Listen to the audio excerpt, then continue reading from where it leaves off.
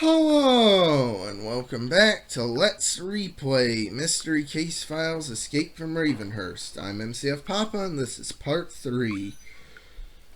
Last episode, we broke the tower, so we're gonna go fix it. Though, one thing I'd like to point out is I love all the drops that they use in this game, because they're all reused directly from 13th Skull. But they get quite a lot of mileage out of them. Quite a lot of mileage. Anyway, with the beacon like all busted, it's all dark, and now this fuse box is open. And use the fuse from the car to do it here. Now, the correct solution is in the journal 5374. I don't think the numbers are randomized, but I think maybe what you have to do with them in this puzzle is randomized.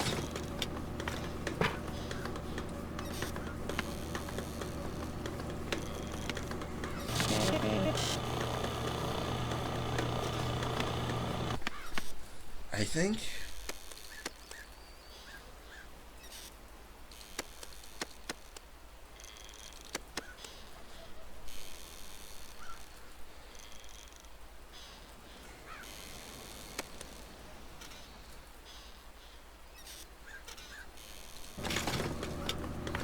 It helps though to just focus on one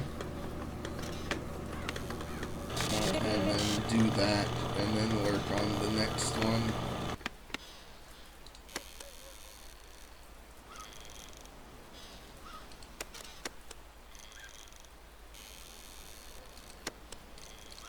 Got it.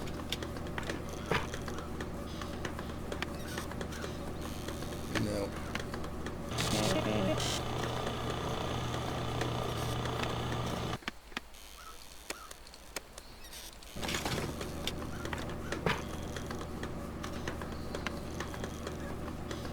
Oh, totally wrong.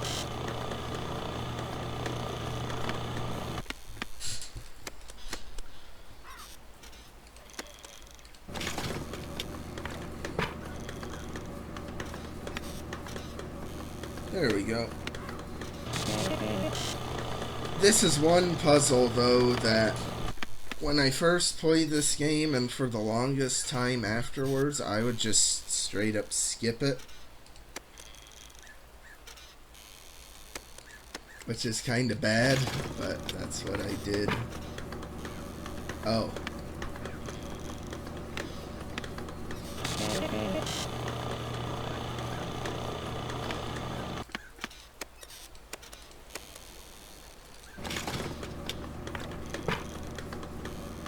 There we go.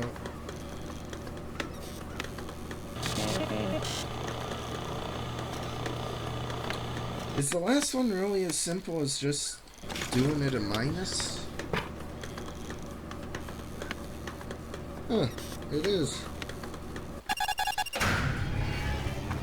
Yeah, like I said, I think though that that's randomized. Now the lighthouse is back to working again, so you can see the creepy figure again.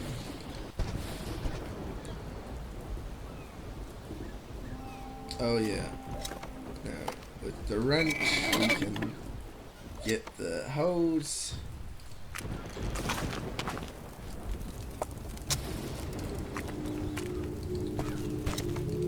And now screw in the hose a bit and just climb down using the hose as a rope. I do not trust that at all. Like, I would rather, like, you'd think you would get the other rope from the swing set and tie that to something to go down, but no, go down on a plastic hose. And now we use the ladder we used in Return to Ravenhearst again, here, get the piece of paper. don't want to look down. Certainly don't. Coming storm rages violently in the distance. There's supposed to be a storm here while I'm recording this too, because I always, for some reason, record on rainy days. So, should be nice and atmospheric if it ever shows up. But anyway, now, with the thing, you can put the paper and then look at the date of the last, and this is randomized too, so it's different every time. 31214, which is left, right, down, right, up. Left, right, down, right, up. I don't know why some puzzles are randomized and then others aren't. It's a bit inconsistent in this game. So, left, right, down, right, up. And then that makes the lighthouse stop at a specific point.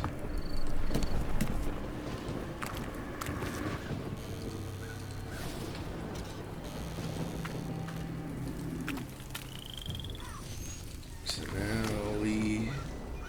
Oh, yeah. You shouldn't have come back to this awful place. The darkness lies waiting. You must leave at once. Well, no, I would leave, girls, but of course there's a game to get through, so we gotta just push forward for the sake of the game. And now, ooh, here lies January 19th, 2023. That'll date when I'm recording this series. Huh. MCFPapa. What? What a twist. It's your own name. Though not case sensitive. Well, let's just see what's in the grave. Looks like you've dug your own grave, Detective. Father will be so very pleased.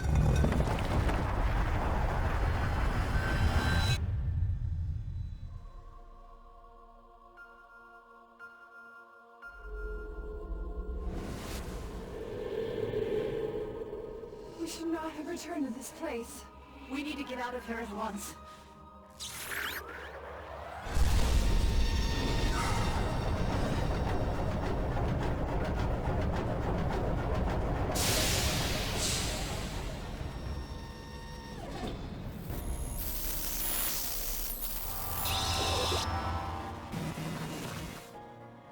Welcome back, Detective. I can't wait to show you what I've been working on. After you destroyed my home and family, my good son Victor took it upon himself to travel back in time and begin work on my greatest creation. With the souls of my loved ones forever out of reach, I needed you to lure them back home.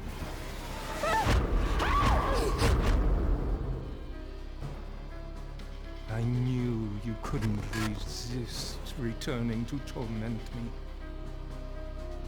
Time and again, you've misunderstood my intentions. That's why I've built this prison for you, so that you may better understand. Before you die, I want you to know what it's like to be me.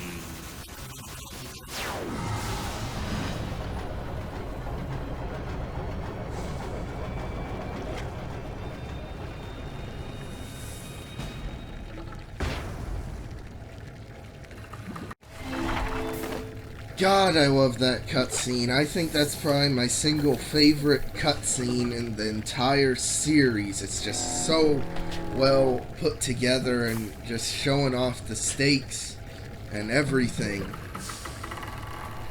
And, like, the kicker is that the actor for Charles, Dennis Kleinsmith, like, he was cast as Charles and appeared in Return to Ravenhearst, but he barely did anything in that game.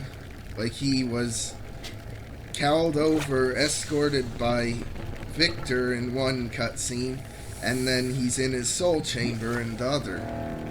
So, just the fact that they cast the actor for that part, and then bring him back and he's able to just do such an incredible job in this whole game as Charles, was just, I guess, really good casting decision on the Return to Ravenhearst team's part.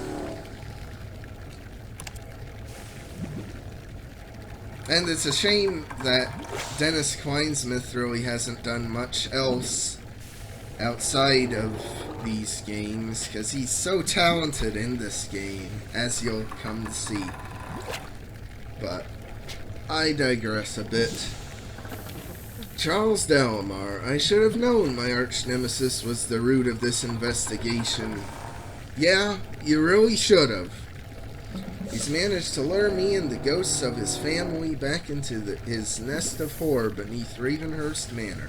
Because of me, Emma, Rose, and her twin daughters are now trapped within large, fluid-filled containers at the center of a massive underground complex.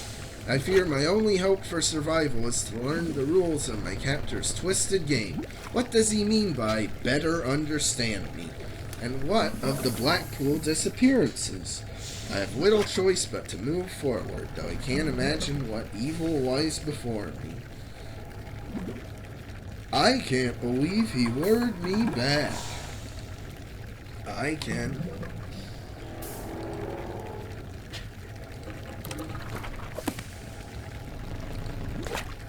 Get a little present. Welcome home, detective. Let yourself inside the center door. Ooh, boy. And then they took all the actresses for the characters and just put them in big dresses and then filmed them underwater. I doubt that it was a very comfortable shoot for them.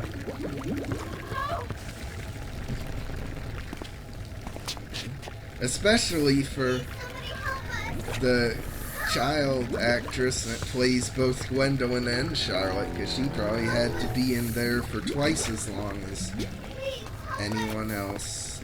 Or no, I guess not. I guess they just reused the exact same footage for both of them. Just like have her arms waving at a slightly different time. Alright. Oh boy. Now, for the thing of why I don't consider this game part of the MCF Golden Era 2, is this is Collector's Edition content. If you own the Standard Edition, you would just put the key in the lock and then go through.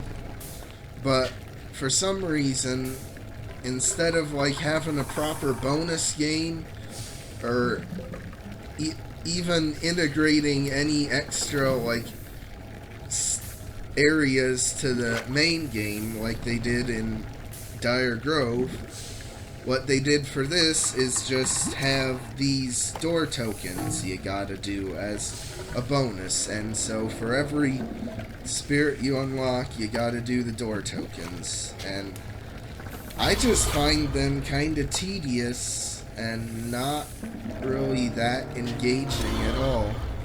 And the kicker was, like, this was like something you paid extra for as a special thing, but then in Shadow Lake this sort of concept was used again, but it was just in the normal game for free, and I think it was used a lot better in that game, so just weird. Oh, also, this journal page doesn't show up in the Standard Edition either, because of course you have no reason to explain the door tokens. And the morphing object here is the big thing there. A small package containing a note and key welcomes me once more to the hollowed-out space beneath Ravenhearst Manor.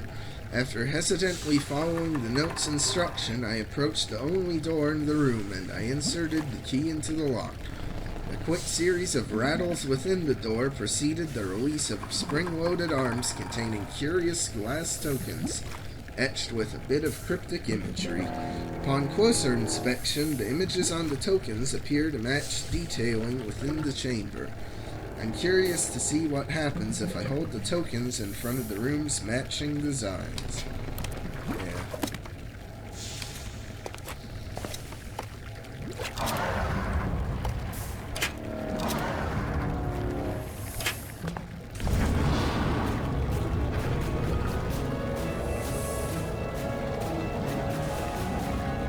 I really like that little MCF theme jingle that plays when you open one of them. But, by the way, this is literally it for a collector's edition instead of a bonus game or anything like that. You get the morphing objects, which unlock 2 hidden object scenes in the journal. And then you get the door tokens. And then that's it. Just so lackluster. I don't know what they were thinking when they came up with that.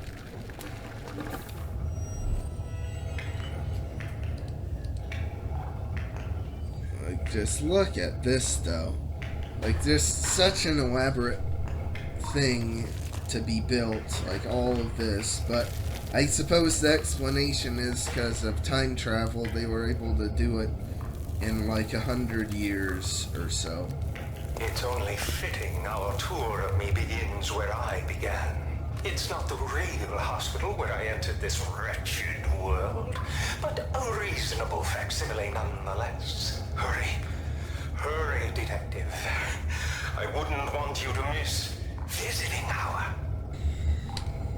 Now, I will say that story-wise, this game is so great.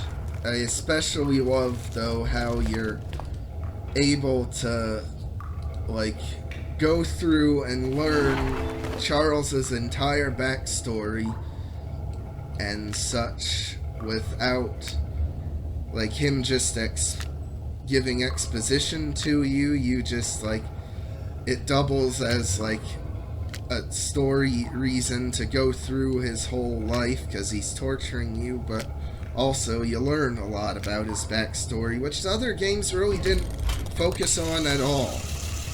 So, like, it's a sequel that adds and has a reason for existing because it adds to the lore.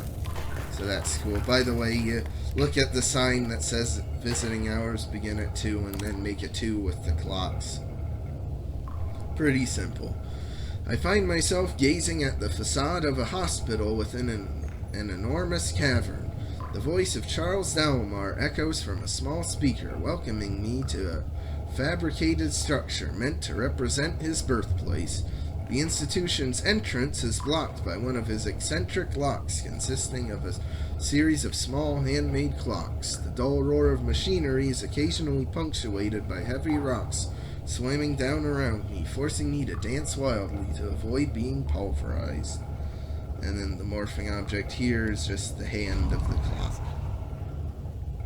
Oh, really? They spell it out for you in the journal? I never knew that. Like, that's kinda lame, though. It's not a hard puzzle to figure out, but why just give you the answer there?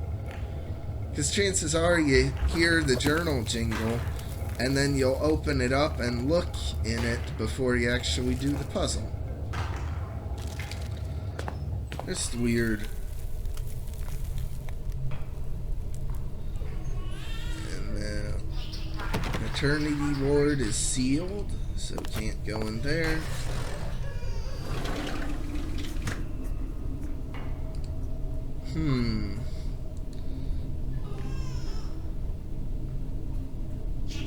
I wonder what the password is. Like and subscribe if you want. Oh yeah, can't you actually guess the password? I can't remember if you can or not. No, I guess not. Yeah, I guess they were smart enough to make it so you can't just guess it. You gotta actually figure stuff out. And to this day, I still remember beef, chicken, pork, liver, fish. Like, it's been burned into my brain that the Sparky's dog food order is beef, chicken, pork, liver, fish. So, all y'all watching at home, remember, beef, chicken, pork, liver, fish. Lowlights, the monthly book for rotten brats. See horrific and painful uses for your furniture. And if you open it up, it's, what is this? An actual hidden object scene. Wow! Isn't that amazing? If you own the standard edition of the game, this is the only hidden object scene you get. If you own the collector's edition, it's the first of 3 you get. 3 whole hidden object scenes. How generous of them. And all the hidden object scenes they do have in this game are this just basic, like, sepia-toned, monochrome scene. Not like the full-color scenes before with a lot of other items hidden in or anything. So even the few scenes they do have in this game, I think, are a lot worse than any in the previous games. And so it's just weird that, like, the one thing that was most prevalent in these Mystery Case Files games, even more prevalent than puzzles or horror or even really investigating a mystery, was the hidden object scenes. And they just did away with them for this game, by and large. It's a weird design decision.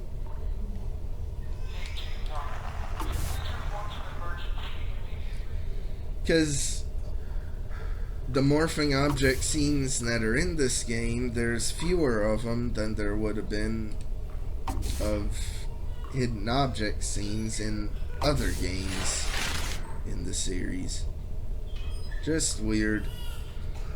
And I don't know why we needed to solve the whole hidden object scene to be able to tear a page out of the book, but it is what it is, and we get a feather for our trouble. But anyway, oh no, I didn't want to go there. I just wanted to end the episode. So like and subscribe if you want. I'll see you in the next part when we continue investigating the hospital.